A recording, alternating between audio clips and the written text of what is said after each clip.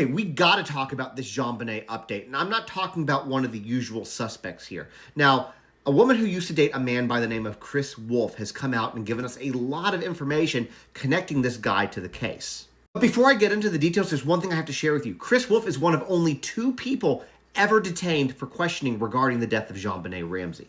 So let me tell you about who Chris Wolf is. Back in 1996, he was a freelance reporter for the Boulder Daily Camera, and his girlfriend described him as having anti-capitalist views, which is very important, and you'll see why in a moment.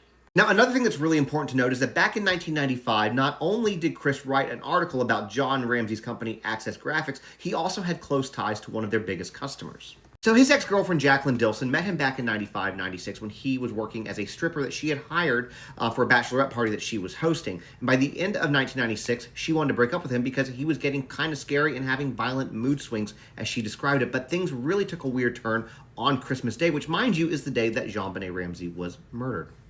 Then on Christmas Day 1996, something really weird happens. Jackie's son gives Chris a blue shirt that says Santa Barbara across it. He apparently flies off into a fit of rage, flipping out, calling it capitalistic indulgence, and hold on to that detail because it's going to be important later. Now, later that night, Chris leaves saying that he has a Christmas party at work to go to on actual Christmas Day. And when he comes back, he's being described as in a psychotic state, says that he was starving. And then the next morning at 5:30 a.m., she wakes up to running water, finds him showering, and a pile of dirty, muddy clothes on the bathroom floor.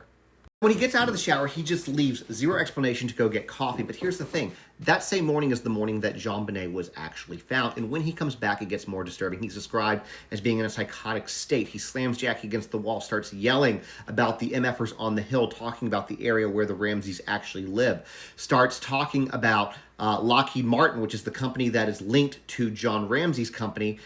And at this point in time, the murder hadn't even been announced yet. Then when the murder is announced, he starts yelling at the TV, saying that John Ramsey was involved with selling arms to third world countries and that he and OJ had a lot in common, meaning that they could get away with everything. Anyways, this is getting too long. I'm going to make a part 2, which I'll post right after this one. And go ahead and follow me on my Substack, which you can get to from my bio, because I will do a whole breakdown of this with even more information there.